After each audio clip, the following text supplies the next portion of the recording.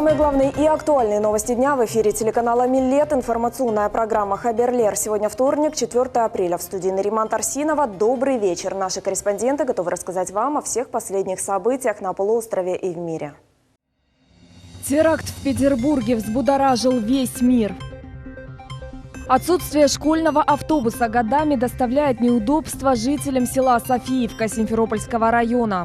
Если был бы автобус, я бы намного спокойнее себя чувствовала, отправляя детей в садик и в школу.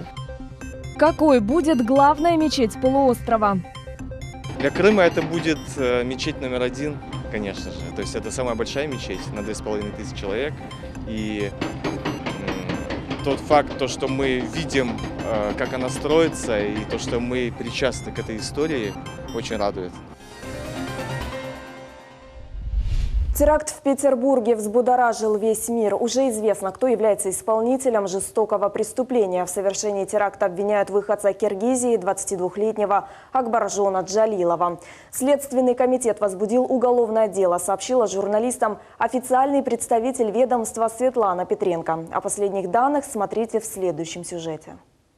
По последним данным, 14 человек погибли и более 50 пострадали при взрывах в метро в Санкт-Петербурге, сообщила пресс-служба Национального антитеррористического комитета. Взрывы произошли около 14:30 на перегоне между станциями Сенная площадь и Технологический институт-2. Найденное взрывное устройство было начинено поражающими элементами. Спецслужбы Киргизии заявили, что взрыв в петербургском метро мог совершить уроженец республики, гражданин России Акбаржон Джалилов. Об этом сообщает Интерфакс со ссылкой на Государственный комитет национальной безопасности республики. Как сообщает источник, подозреваемый еще в 2015 году работал поваром в петербургском суши-баре, а потом пропал из поля зрения коллег. Один из них слышал, что Акбаржон уехал в Корею. В настоящее время киргизские спецслужбы контактируют и ведут совместную работу со своими российскими коллегами по поводу случившегося в Санкт-Петербурге. Президент России Владимир Путин заявил, что рассматриваются все версии причин взрыва, в том числе и терроризм. Хочу выразить слова самого искреннего сожаления, сочувствия в адрес близких погибших и пострадавших. Я уже разговаривал с руководителями специальных служб. Естественно, мы всегда рассматриваем все варианты, и бытовые, и криминальные, прежде всего, проявления террористического характера. Посмотрим. Расследование в ближайшее время даст все ответы на то, что произошло в этой трагедии. В свою очередь, премьер-министр России Дмитрий Медведев уже назвал произошедшее терактом. Свои соболезнования российскому народу выразил и президент Соединенных Штатов. Как сообщает телеканал CNN, американский президент позвонил российскому коллеге после взрыва бомбы в метро Санкт-Петербурга и предложил помощь. Главы двух государств сошлись во мнении, что с терроризмом необходимо покончить. В крымской столице состоялась траурная акция памяти жертв трагических событий в Санкт-Петербурге. В памятном мероприятии приняли участие глава Республики Крым Сергей Аксенов, представители органов муниципальной и государственной власти, общественных и молодежных организаций, а также жители и гости столицы. Собравшиеся почтили память погибших минутой молчания, после чего возложили цветы к памятному стенду, посвященному трагическому событию, и зажгли свечи. В Симферополе объявлен трехдневный траур.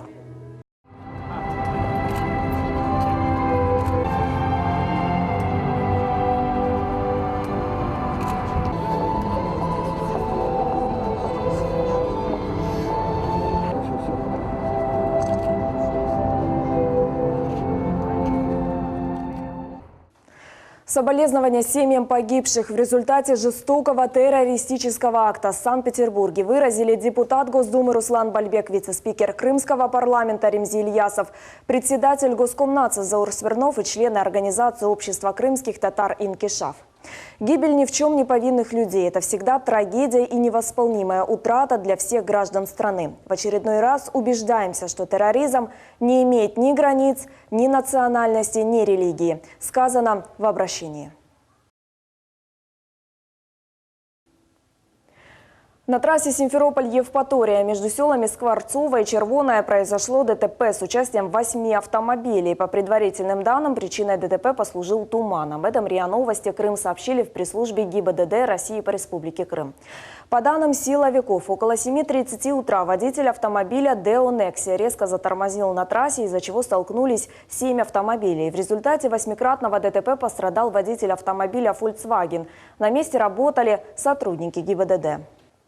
Школу номер 44 микрорайона Фонтаны посетили представители Государственного совета республики. К ним обратилась директор школы Элеонора Акимова с просьбой расширить попечительский совет образовательного учреждения. Подробности в сюжете Сабрие Халиляевой. На сегодняшний день попечительский совет школы имени Алиме Абденановой состоит из 13 человек. Однако в ближайшее время это число увеличится вдвое. В совет войдут предприниматели, общественные деятели, работники министерств жилищно-коммунального хозяйства и культуры. Это будет способствовать решению ряда проблем, касающихся учебного заведения. Это прежде всего вопросы, связанные с началом работы или с обеспечением, необходимым для начала работы школы. Это касательно материальной стороны, то есть укомплектование библиотечного фонда, ТИР говорят, какие-то недоделки здесь вещи есть, которые надо ликвидировать. Ну и ряд моментов, связанных с необходимостью получения лицензии, это Крымэнерго, СЭС, ну и питание, естественно, надо организовать. Вот эти тоже проблемы есть.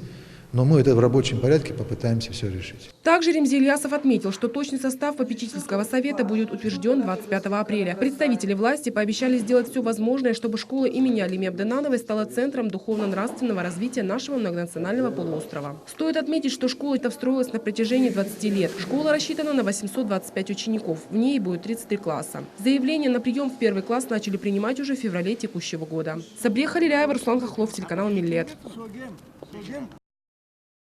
Последний из шестидесятников. На 85-м году жизни умер советский и российский поэт Евгений Евтушенко. Наряду с поэтами и шестидесятниками Беллой Ахмадуллиной, Андреем Вознесенским, Робертом Рождественским он стал кумиром советской интеллигенции периода оттепели, собирая толпы на чтение стихов в Политехническом музее. Поэзию оттепели позднее начали называть эстрадной. В разные годы Евтушенко занимал должности секретаря правления Союза писателей СССР и Содружества писательских союзов, сопредседателя Писательской ассоциации «Апрель».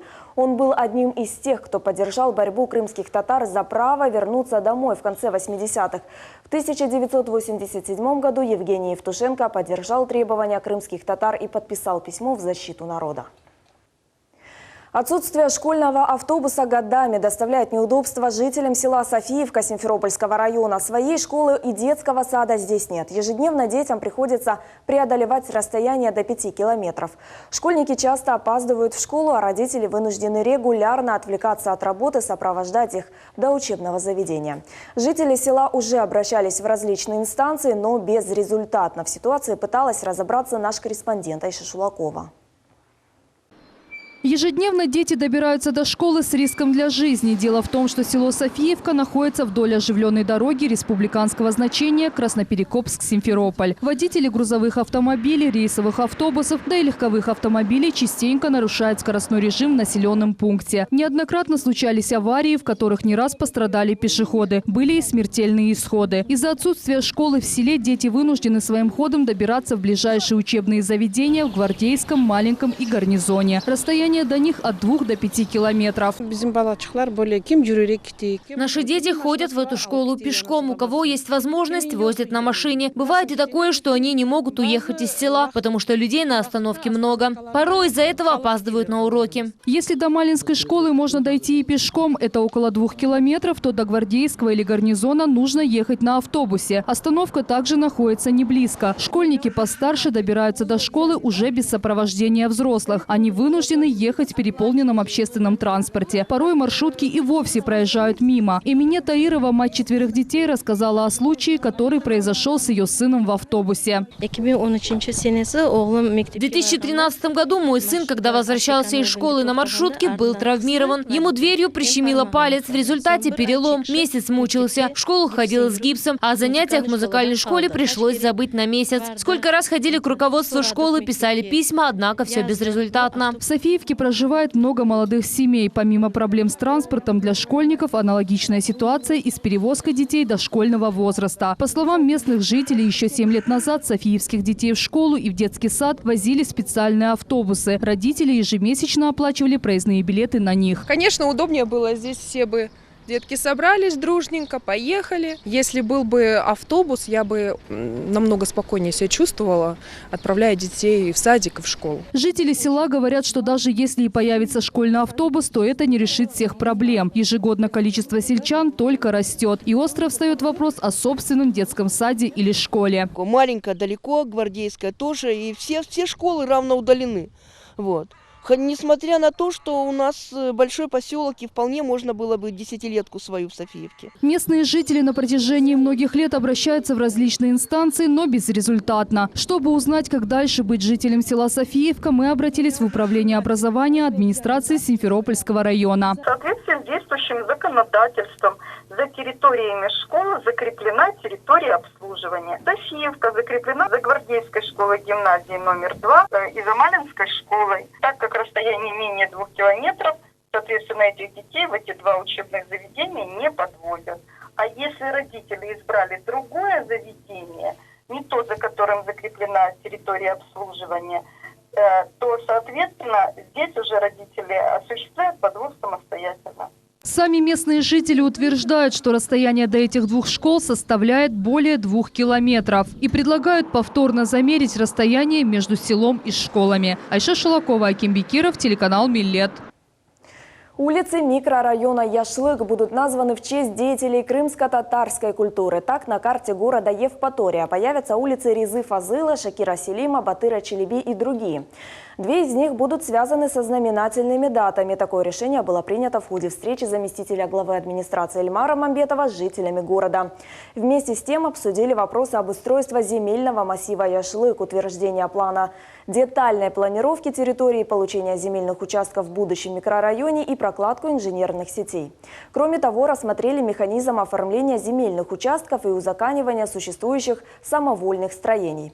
Эльмар Мамбетов отметил, что распределение земельных участков планируется до конца апреля. Строительство соборной мечети – значимый объект для мусульман Крыма. Сегодня место строительства Джума-Джами посетили представители Духовного управления мусульман. Они ознакомились с ходом строительных работ. Там побывала и наша съемочная группа. В ходе посещения соборной мечети стало известно, что строительство не прекращается и в выходные дни. Джума-Джами строится на южной возвышенности города в районе Симферопольского водохранилища. Согласно проекту, она будет включать в себя 2 части. Основное здание с куполом высотой 28 метров и внутренний двор с колоннадами и местом для омовения перед совершением намаза. У мечети будет 4 минарета, каждый высотой 50 метров. Одновременно в мечети смогут находиться 4000 человек. В молельном зале 1500 мужчин и 900 женщин. Главный архитектор и соавтор комплекса соборной мечети Эмиль Юнусов рассказывает, что на данном этапе ведет рабочее проектирование, создает чертежи для строительства и вносит корректировки в соответствии с российским законодательством. Он также рассказал о сложностях, с которыми приходится сталкиваться во время работы. Основные сложности были мечети таковы, что мы применяли к зданию 16 века традиционному современные технологии. Это и пожаротушение, это и прочие инженерные сети коммуникации. У нас полностью под всем подвальным этажом находятся, то есть под зданием мечети, под молельным залом, находится музей. Под внутренним двором будет находиться женский и мужской обрезхане. Для Крыма это будет мечеть номер 1, конечно же. То есть это самая большая мечеть на 2500 человек. И тот факт, то, что мы видим, как она строится, и то, что мы причастны к этой истории, очень радует. Уже завершаются работы, связанные с возведением административного корпуса. Построено 3 этажа административного здания, а также вырыт котлован для самой мечети. Планируется, что 21 апреля этого года начнется строительство основного корпуса мечети. Дата выбрана не случайно. Именно в этот день 3 года назад был подписан указ о реабилитации. Сейчас в строительстве участвует около 70 человек и более 15 единиц техники. Муфти мусульман Крыма Хаджи Эмир Али Аблаев отметил важность этого объекта для мусульман Крыма, а также от имени всего народа поблагодарил тех, кто принимает участие в строительстве мечети. Сегодня в очередной раз мы посетили место строительства соборной мечети. Очень рады, что работы ведутся с опережением графика. Для нашего народа, да и для всех крымчан это радостное событие, которое еще раз доказывает, что у нас впереди светлое будущее. От всего сердца хочу поблагодарить всех, кто участвует в строительстве главной святыни мусульман Крыма, и тех, кто этому способствует. В особенности хочется поблагодарить президента страны за то, что взял под личный контроль строительство мечети. Мечеть в Симферополе планируют открыть в апреле 2019 года, в 5-ю годовщину подписания президентом России Владимиром Путиным указа о реабилитации. София Шукурова, Умер Мустафаев, телеканал «Миллет». Крымско-татарский народ славится талантливыми людьми. Жительнице микрорайонов Фонтаны Шефике Бекирова исполнилось 70 лет. Шефика Хартана из тех людей, которые заряжают оптимизмом и жизнерадостностью. Любящая мать и бабушка неустанно прививают любовь к родной культуре через песни и стихи. Наша съемочная группа побывала в гостях у юбиляра. Шефика Бекирова приехала на родину в Крым с семьей в 90-м году. Трудности и невзгоды лишь закалили характер, научили быть сильнее. Сегодня первые годы в Крыму вспоминают с улыбкой на лице. В то время здесь было совсем пусто. Мы построили времянку, а потом уже дом. Одному ребенку и второму. Хвала Всевышнему, сейчас мы обустроены. В Узбекистане мы трудились на виноградарстве. Еще я работала кассиром. Сейчас я на пенсии. А радуют меня дети и внуки. Шефика Хартана – мать 4 детей и бабушка 6 внуков. Родные называют ее обладательницей самого прекрасного голоса. Шефика Бекирова исполнила для нас одну из самых любимых песен. Азы долу ем кетирир, шекерли хурма. Кроме этого, Шефика Хартана 3 года назад начала писать стихи. Главная тема ее произведений – родина и любовь к родному языку. Ач көзіңі юқлап қалма, ей біздің миллет. Күнде бір сөз өгренсеңіз, да кеч дегіл. Родные и близкие безмерно любят и уважают Шефику Хартану. Поздравляя ее с днем рождения, желают долгих лет жизни. Наша мама очень добрая, красивая, талантливая. А еще она пишет стихи. Мы ею гордимся. Она очень хороший человек. Благодаря ей мы приехали в Крым. Спасибо ей большое. Поздравляю Шефику Хартана с днем рождения. Желаю крепкого здоровья и счастья. И пусть ее всегда окружают любящие люди.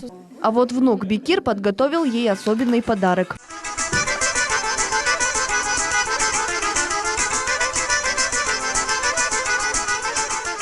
Шефика Хартана признается, отмечать каждый день рождения на родине в кругу любимой семьи и есть настоящее счастье. Каждый день она молится за благополучие на нашей земле. Гульнара Каримова, Фатиме Сейдаметова, Руслан Хохлов, телеканал «Миллет». В Бахчисарае стартовал самый главный вокальный телепроект Крымского полуострова «Миллет Елдаза», что в переводе означает «национальная звезда». Организатором выступил общественный крымско-татарский телеканал «Миллет». На этих выходных уже состоялся первый кастинг. Подробнее смотрите в следующих выпусках.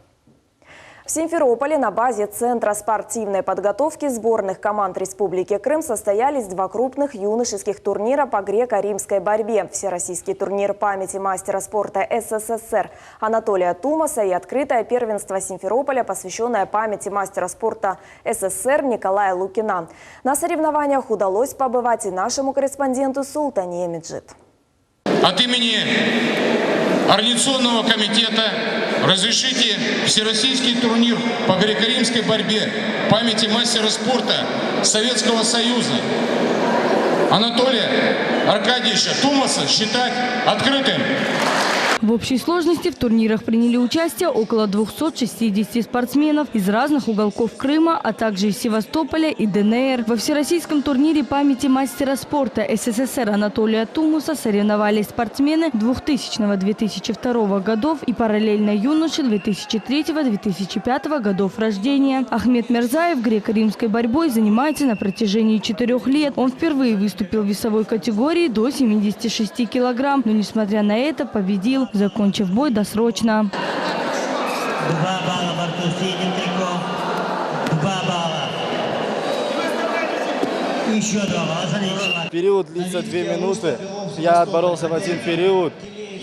Это называется партер. Сбиваешь в партер, и каждый накат считается по 2 балла. Я сбил в партер, это 2 балла. И сделал такие же в накаты, и получал по 2 балла. Так я закончил счет с 8-0. Ну, на будущее цели, так же, как у любого спортсмена, это 2020, который сейчас все готовятся. Ну, там посмотрим, иншаллах, как получится. Мы будем тренироваться, готовиться. Эмирали Османов занимается борьбой около 7 лет. За это время он завоевал немало титулов. Эмирали является призером чемпионата России в борьбе за пояса, призером Южного федерального округа, а также многократным чемпионом Крыма. Эмирали рассказывает, незадолго до турнира переболел. Выступать было непросто, однако все усилия оказались не напрасны. Я с соперниками выходил этими со всеми почти, кто в моей весовой категории. Выиграл. Ну, дальше будем смотреть, как будет. Победил схватку, было тяжело в первом периоде. Забились руки, тяжело бороться. Но все, иншаллах, нормально будет.